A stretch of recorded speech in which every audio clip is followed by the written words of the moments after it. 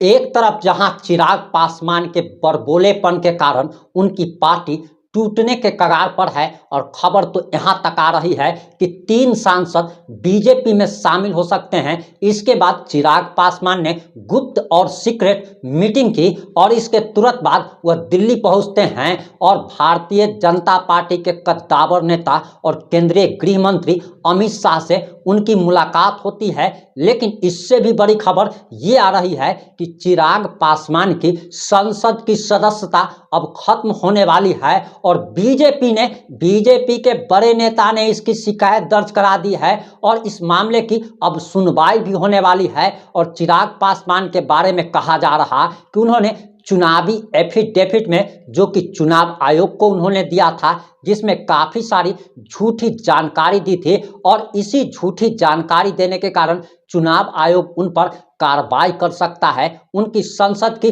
सदस्यता जा सकती है। और बीजेपी ने अब मन बना लिया है कि चिराग पासवान का कैरियर बर्बाद कर देने का, कैरियर नेस्ता नाबूद कर देने का। और इसका कारण बताया जा रहा कि जिस प्रकार से एनडीए में रहकर ही चिराग पासवान लगातार मोदी सरकार की नीतियों का, जो भी कानून आ रहा है उसका जिस प्रकार से विरोध कर रहे हैं, बीजेपी ने अब चिराग पासवान को जड़ से खत्म करने का बीड़ा उठा लिया है, संकल्प ले लिया है। और बीजेपी नेता राकेश सिंह ने जो शिकायत दर्ज कराई है, अब इस मामले में चिराग पासवान की संसद की सदस्यता भी जा सकती है। इसके साथ ही साथ जैसे ही संसद की उनकी सदस्यता जाएगी, केंद्रीय मंत्री पद से भी उन्हें इस्तीफा देना पड़ सकता है। और आखिर पूरा मामला क्या है, पूरा मामला 5 से 8 मिनट की रिपोर्ट में हम आपको बताने जा रहे हैं।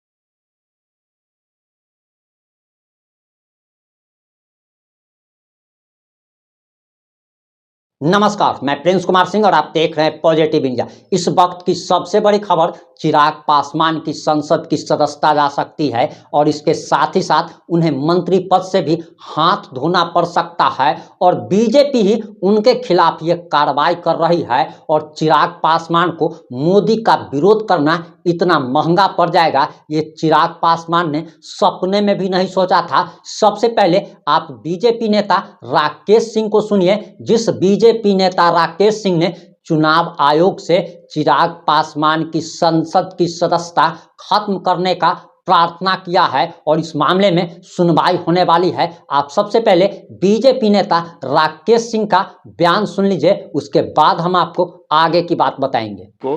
और उनके हलफनामे किए जितने भी पन्ने थे उसको, या जितने भी क्लाउज थे, सेक्शन थे, मैंने एक एक करके उसको रिव्यू किया, समीक्षा किया। हमने पाया कि इन्होंने जितना भी अपना दावा प्रस्तुत किया है या हलफनामा में जो इन्होंने बताया है, वो सारे चीज़ों को समानता नहीं है, सारे चीज़ जो है में भिन्नता है। और इन्होंने जो है, इनके ऊपर कनॉट प्लेस थाने में माननीय न्यायालय के आदेश पर रेप जैसे जो ग्रीवियस और हीनियस नेचर का केस है, हीनियस नेचर आप समझ लीजिए, हमारे न्याय संहिता में आईपीसी में और सीआरपीसी में इसको हीनियस नेचर का केस कहा है, जघन्य प्रवृत्ति। और अब छोटे मोटे अपराध को कहा जाता है, और चूंकि ये महिलाओं से कारित अपराध हैं, इसीलिए इसको हम हीनियस नेचर, और समाज में इसको बड़ा हेय दृष्टि से देखा जाता है, जो इसको हम रेप केस कहते हैं। 376 सेक्शन लगा हुआ है और 120B का सेक्शन लगा हुआ है।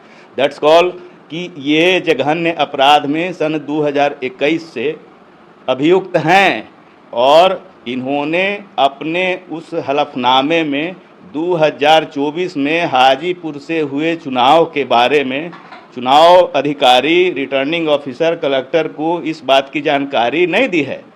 और जब नहीं दी है तो आज हमने इस चीज़ों को देखा। और चूंकि ये देखिए, हमारी पार्टी ने दलितों के लिए क्या किया है, भारतीय जनता पार्टी ने, ये सब लोग जानता है। जो पहले जांच होता था दलित निवारण अत्याचार अधिनियम में, अब उसको डायरेक्ट गिरफ्तारी माननीय नरेंद्र मोदी साहब ने, अमित साहब ने कर दिया, डायरेक्ट गिरफ्तारी। अब उस पर कोई जांच की गुंजाइश नहीं है।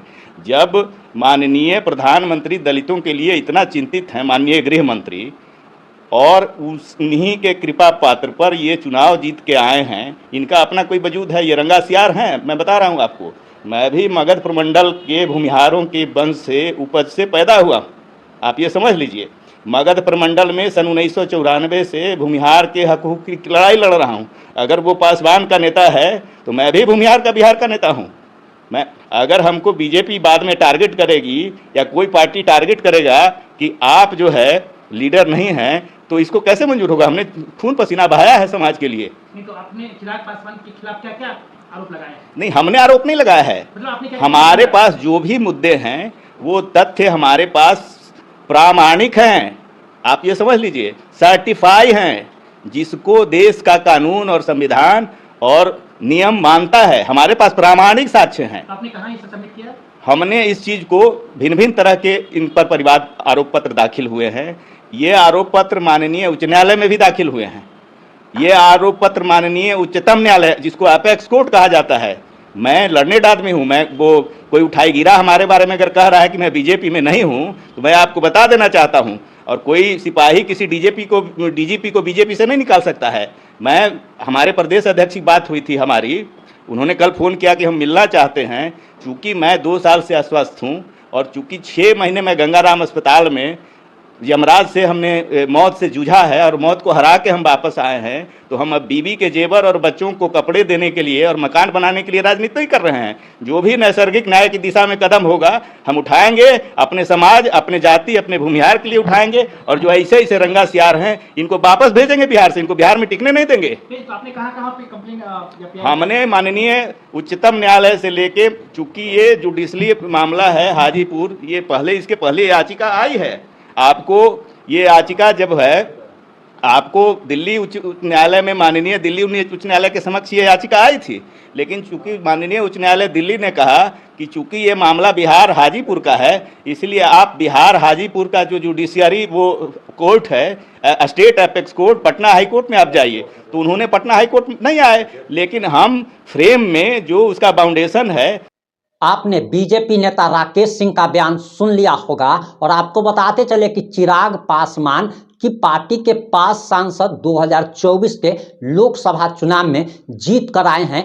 100% इनका स्ट्राइक रेट बताया जा रहा है, लेकिन चिराग पासवान को घमंड हो गया। चिराग पासवान को ये लगने लगा कि ये 5 लोग जो जीत कर आए हैं ये उनके नाम पर और उनके चेहरे पर और उनकी पार्टी के नाम पर इन लोगों ने जीत दर्ज की है।